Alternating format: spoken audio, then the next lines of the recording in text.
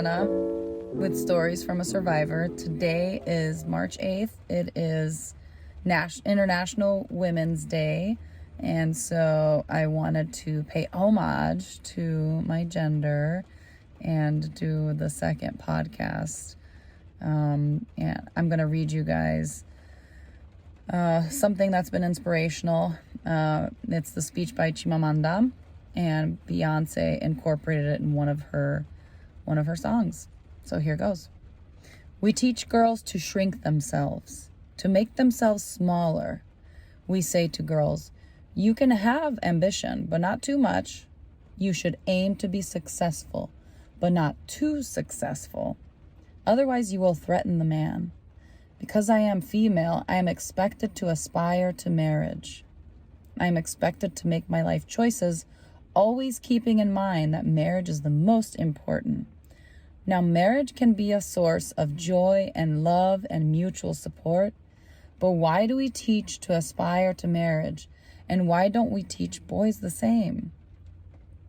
We raise girls to be each other as competitors, not for jobs or for accomplishment, which I think can be a good thing, but for the attention of men.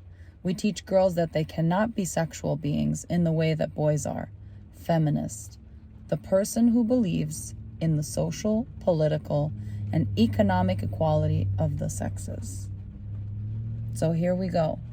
Let's talk about it. Many of you know my story, but most of you won't.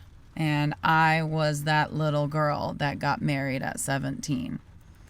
The biggest aspiration in life was to start your own family, do your own thing, have your own house, have kids, recreate the notion of what we view family as. And it's hard to even have any kind of other aspiration towards life whenever that's your single goal. So when it was interesting, because one day I was driving with my daughter. She's now 13, and she was a little bit younger when I left. She was around 10 years old.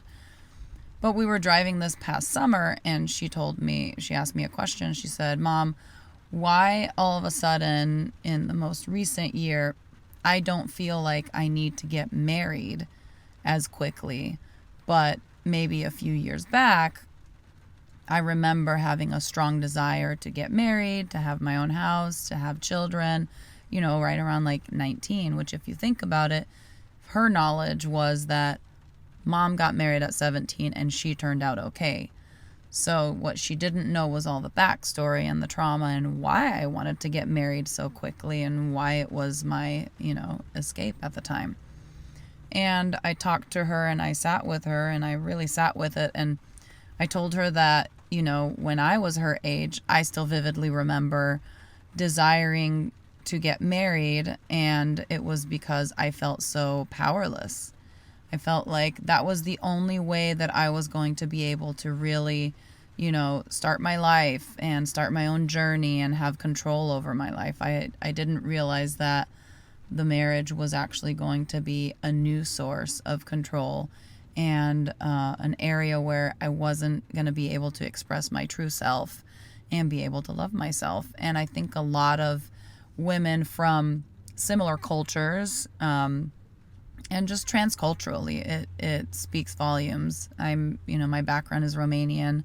We grew up super conservative and traditional, but this goes for Moldovan, Ukrainian, all the Slavic nations, Russian, even Hispanic, all of the countries where women have historically been the bedrock and the backbone and foundation of a family, whereas bringing children, and especially as a workforce back in the day, we're in just a different scenario at this point. We're no longer those women. Now the expectation is that we also bring some sort of financial value and gain to the house, unless you have already had this understanding with your partner that, one person is going to focus on more of the family home lifestyle and creating the right ambiance for children to learn how to do life, and one person brings in more of, the bacon, the money.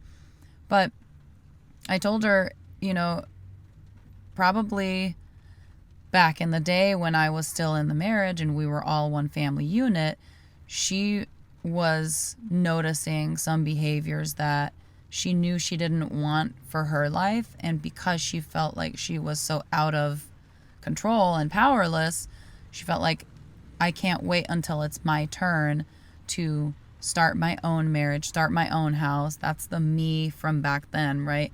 Now I am passing that on as a generational exit plan to my own daughters. And so imagine, the weight on my shoulders as I felt like I'm failing my kids. I'm failing them. I'm teaching them that the escape is the institution of marriage and is, creating your own family, which really it doesn't end up being that, because as I tell people all the time, marriage is not supposed to be you complete me. You are my better half. This is my, other half. Marriage should be two complete and whole individuals uniting because they want to do life together and bringing forth the same things, different complementary things. So you complement me is a completely different posture than you complete me, right? And I wish more people would talk about that and would understand that. And that's really heavily spoken about in the book Boundaries by Dr. Henry Cloud, and especially the one there's one about boundaries in dating, boundaries in marriage. And he really harps on this situation where people have gotten used to this codependent lifestyle where, you find someone and you say, okay, this person is going to complete me, which is wrong. So I told her, I said, I think now that we're out of that situation and you have more control over your relationship with your father, your life, your dreams, what you want to do, I think, she's seeing me live out my life and be able to put to the wayside a judgment of other people. And now she no longer comes from a position of powerlessness, but from a position of power. And so now the focus and emphasis will be on, how can I be the best version of myself? How can I educate myself? What do I want to do when I grow up? I was talking to someone yesterday and I vividly remember I was in a youth conference meeting and a youth pastor had asked me, because I grew up in the church, and he asked me, he said, I feel like there's this energy, there's this fire, there's this huge plan for you by God. And he said, what do you want to go to school for? Like, what do you want to be when you grow up? And I was 15 at the time. And I said, I don't know what I want to be when I grow up. I just know I want to help people. And in my mind and in my thought, I thought helping people would look something similar to like the mission trips that people typically go to in Africa, helping, the less served and the less privileged population of the world. Whereas really, I didn't realize I was going to embark on one of the most complicated and difficult journeys I probably could have ever embarked on, and choose to stay for so long so that I could then be that person to help others. So here I am, International Women's Day 2022. I just met with my accountant and she told me how proud she was of me. She said, Diana, I've seen you come from nothing and I've seen you go through your peaks and valleys. And she's like, I just want you to know I'm super proud of you. In about a week, a little over a week, it's going to be my year anniversary from finalizing my divorce. And I can tell you right now that 1 year out even, I feel like a different person. I feel like I can have an impact. I feel like I have control over my life. And I feel like I love every moment of every day. And so I'm here to encourage women, not necessarily to get a divorce. Don't get me wrong. I love marriage and I love the institution. So long as it's a healthy one, make sure that it's a healthy one, okay? And have that conversation if it doesn't feel like it's a healthy one. And, look up the information that you need to look up to see and identify if it's a healthy one.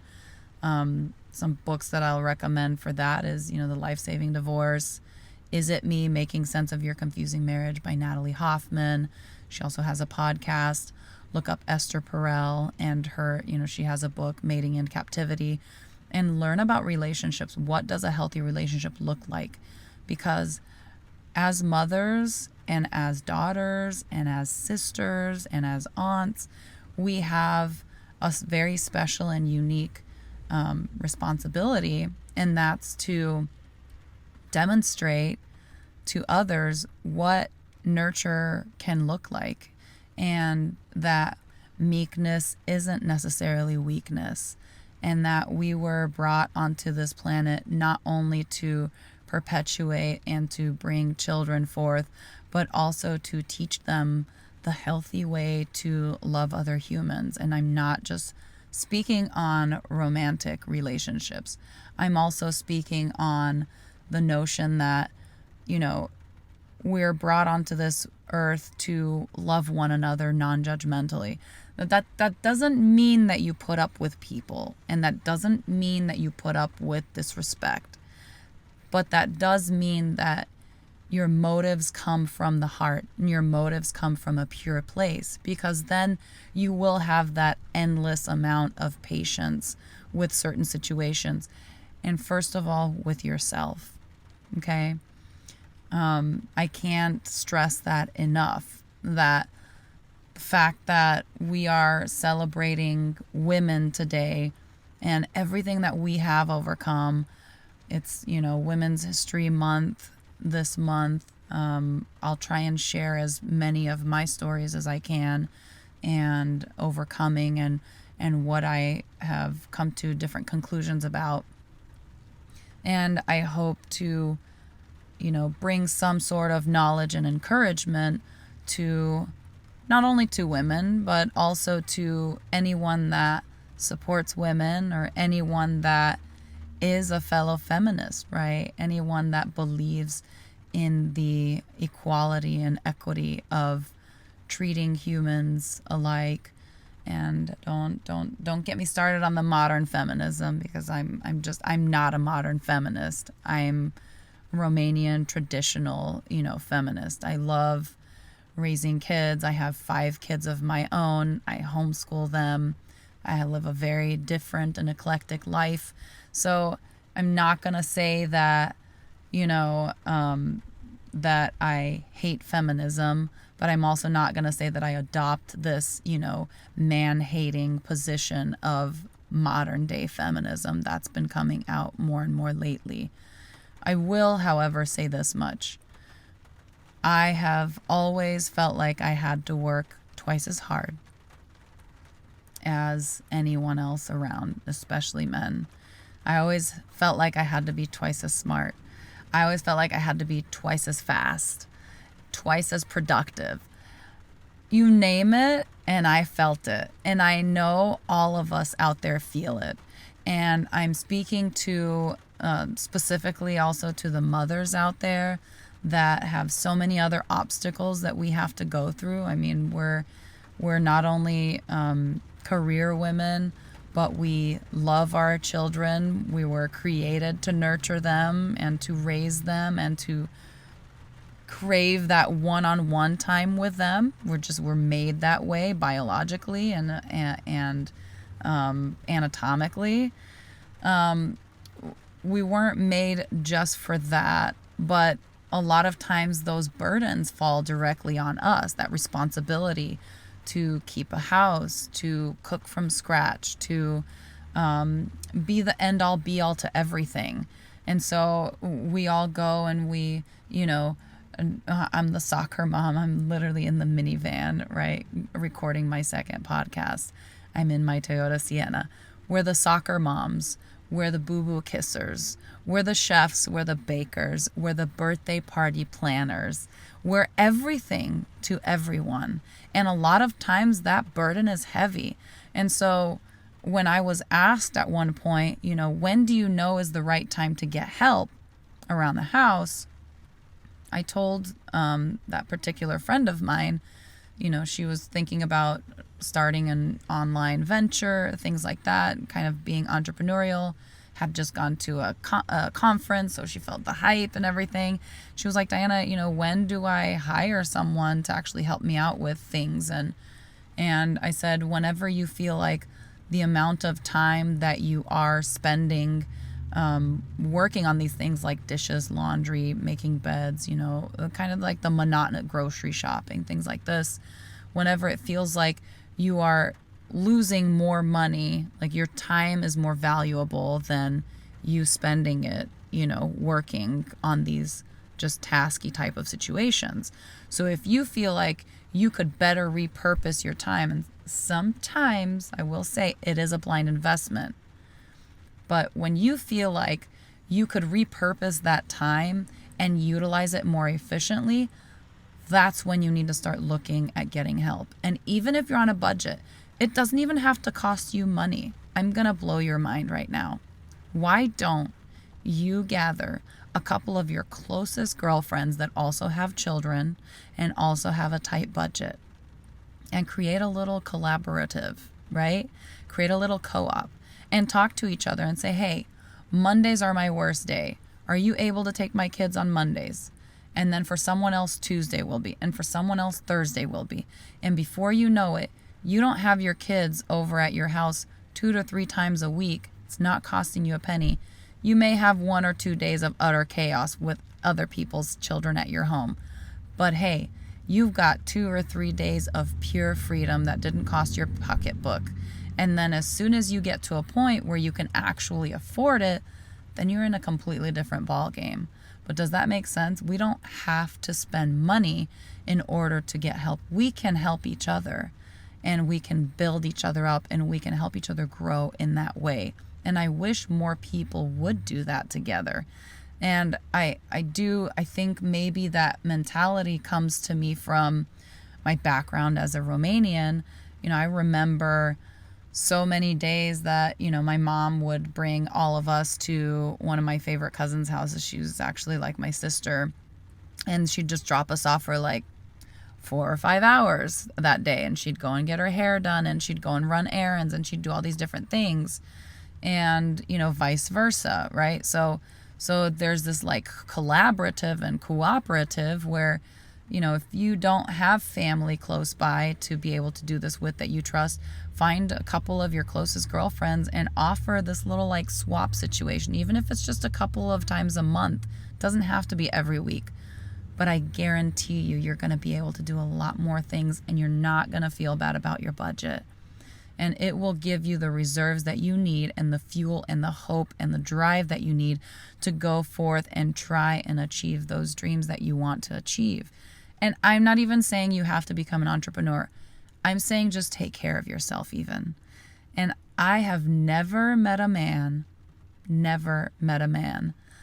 a good man, that has been approached by his significant other who he has children with, and that asked for an occasional babysitter to be budgeted into the household bills, that has denied that. In fact, I've met more men than I have met the other side that actually encourage their significant others to hire help so that they can get some downtime. Because guess what? If you don't get that downtime, then you're going to be cranky, you're going to be exhausted, you're going to be running off of fumes. And who wants to be around a cranky woman? Probably no one, okay? Because we've all heard the saying, happy wife, happy life. And I don't necessarily think that that's, all there is to it.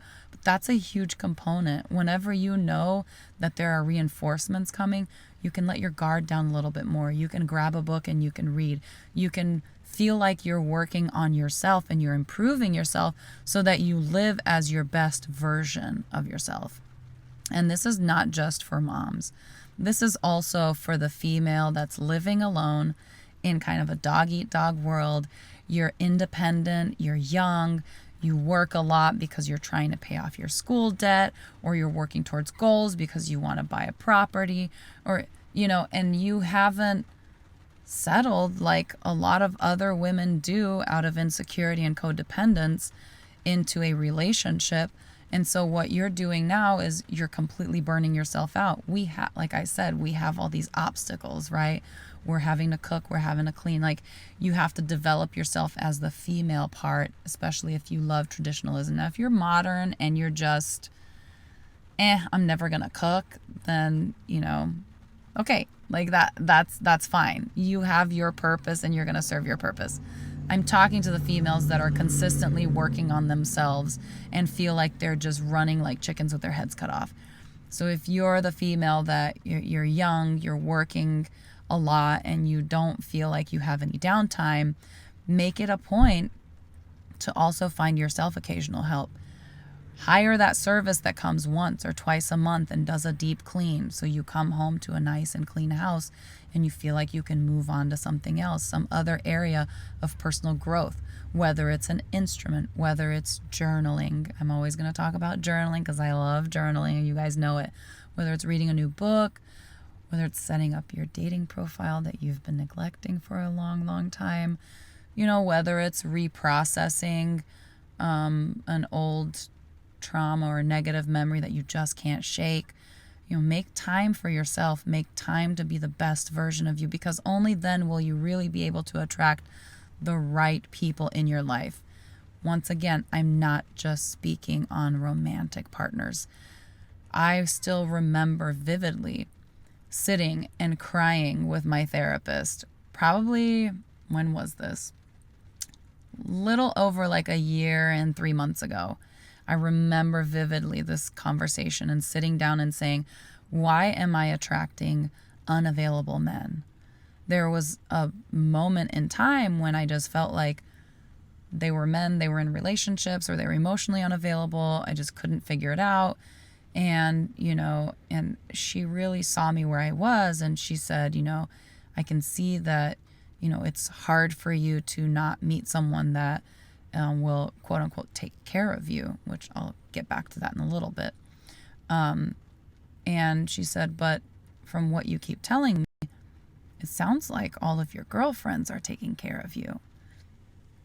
And that was a huge epiphany for me, realizing that, yes, I have some really incredible and close girlfriends. I don't have many, but I have a few select ones that have been there for me, ride or die, have talked me off the ledge when I just feel like throwing in the towel. And I just joke about like, I should be a sugar baby, right? Where's my sugar daddy? But we don't, as independent women, we just don't have a sugar daddy bone in our body, unfortunately. You just want to do it on your own. You want to make it happen. You want to be proud of yourself. And, that's a trauma response too. Not accepting any help is a trauma response. But I think everybody understands the dynamic that I'm talking about. But she said, maybe it's time to just like allow yourself to be taken care of by the people that you actually trust and that care about you. And right now, that's your girlfriends, so I encourage you to better yourself, sit with yourself, really learn about, what makes you tick, what can you handle, what can't you handle, and start attracting those relationships into your life. Friends are a really important support place. I'm not saying that you have to have friends, but also the level of friends. So that's where the book Boundaries comes in again, is, the boundaries of friend, the level of friendship is going to be directly correlational with how much trust you have in that person. And trust comes with time. So you need to take your time. You need to spend time with that person, but you need to also protect your own time with yourself. Because if you can't sit with yourself and you find yourself always calling other people, trying to make contact with other people because you feel very alone, being lonely and being alone are two completely different things. So make sure that you differentiate the two, and that you enjoy being by yourself, and that you enjoy just that quiet time where you can celebrate your small victories and your wins and think back on the person that you were a year ago, 10 years ago, 15 years ago, 20 years ago. I think of myself in my oldest daughter's shoes 20 years ago, 13 years old. Where was I? What were my dreams? What were my aspirations? And my dreams and my aspirations were to get married. Isn't that scary? Because I was so sad. I was so sad about what I was seeing going on in the general population around me. And I just couldn't understand, out of like my faith-based situation, like why relationships have to be so one-sided, one way. It felt like the woman in a lot of situations were doing just a lot of the grunt work alone. I mean, having babies, running house, also having a home, also being like heavy participants of the church, of the local church, all of these things that felt like they were just robbing you of your life and your youth. And I've lived that life, and I tell people all the time, like, I've lived a life of servitude in the church, and I love the church. I love the community that you get from the church. I love the moral compass that our kids can get from the church. But there are a lot of man-made rules and expectations, man-made, human-made rules and expectations that, we need to really be able to relinquish and let go of, and be able to say, this is my life. I'm being called to live a life that I'm happy with and bring heaven on earth, create my own heaven on earth with whoever those people are that are around me and surrounding me that I've trusted to be part of my inner, less inner, and less inner circles. And that way we can also cultivate the experience that we want and help the people that we want to help, right? That's like one of my like I said, that was my biggest dream. So how did I get into nursing? I was like, well, it was the fastest thing I could think of, where you literally are helping people all the time. And I've never looked back from becoming a nurse. I can't tell you how much good my nursing degree has done for me personally, professionally, spiritually. I mean, you learn how to value life at such a different level and have a different perspective on the moments that we share in life. And now that I'm in a place where I can actually live that story and that journey on my terms, I'm noticing that I'm letting go of a lot of the things that don't really matter and don't hold weight in my life. So I did say I was going to get back to something.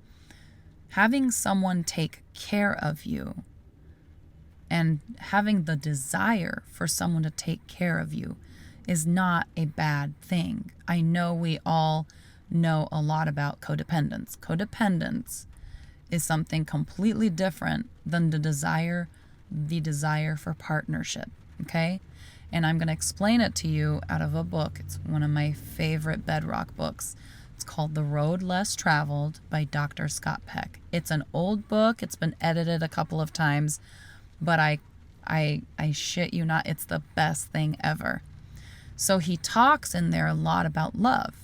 And he talks in there about our ability as humans, despite the shortcomings of our history, of our childhood, what we've seen in life, the ability for us to express authentic love, especially because you have at some point or another experienced authentic love.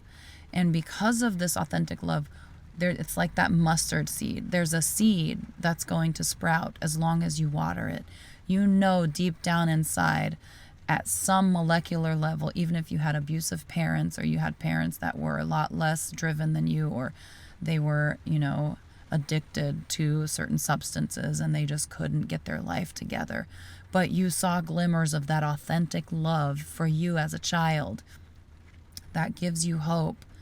And that hope, if you'll grasp onto that hope and really work and push towards living a life where you truly love yourself and where you've developed yourself, and at one point you're going to get to a level where you do want, you have that desire for someone to take care of you just as much as you have the desire to take care of someone else. And it's a different desire than that one of having children and taking care of them. That's That's an inherent one as well, but that's its own sector, right?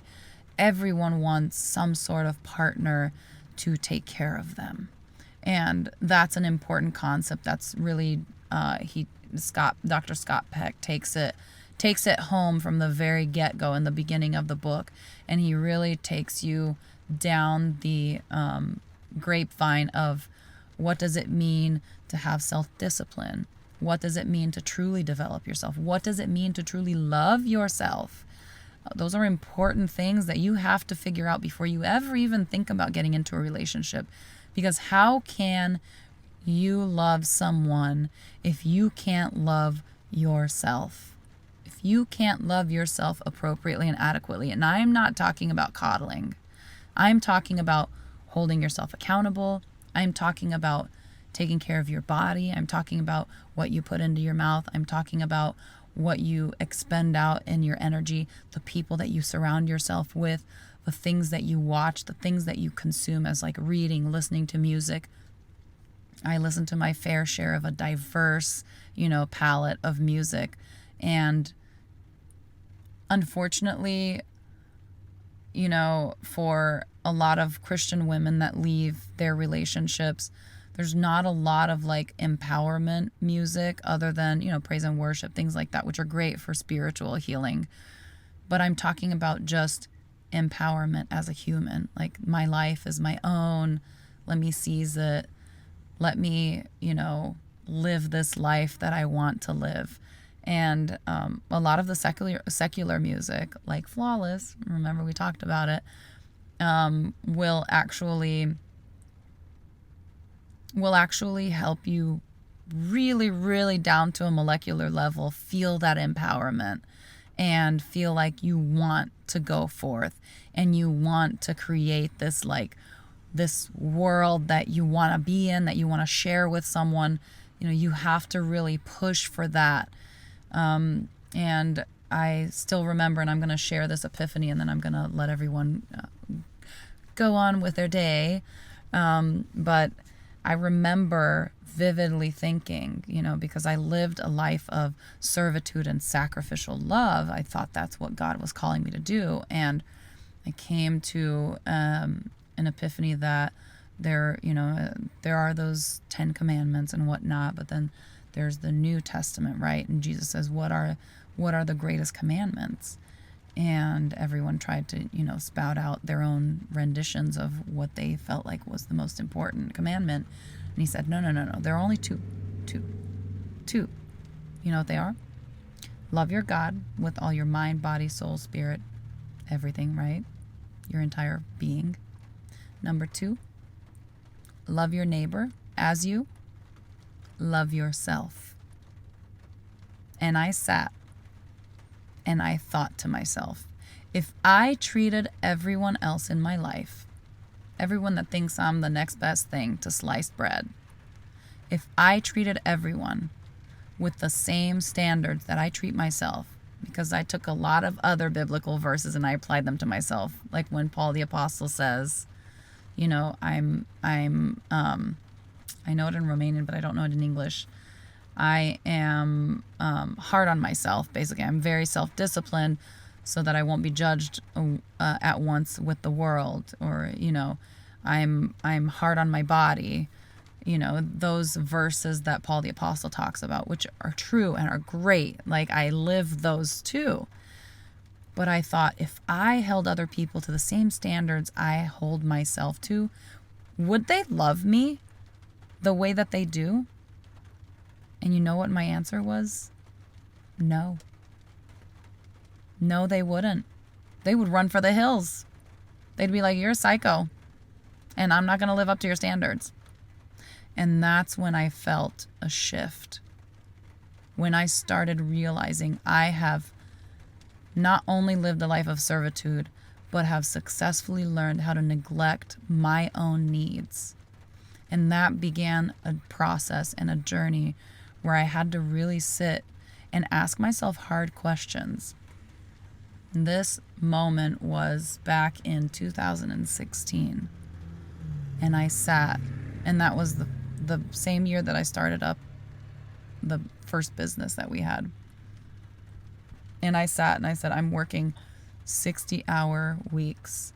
I'm homeschooling my kids. I'm not getting any sleep. I never give myself a break.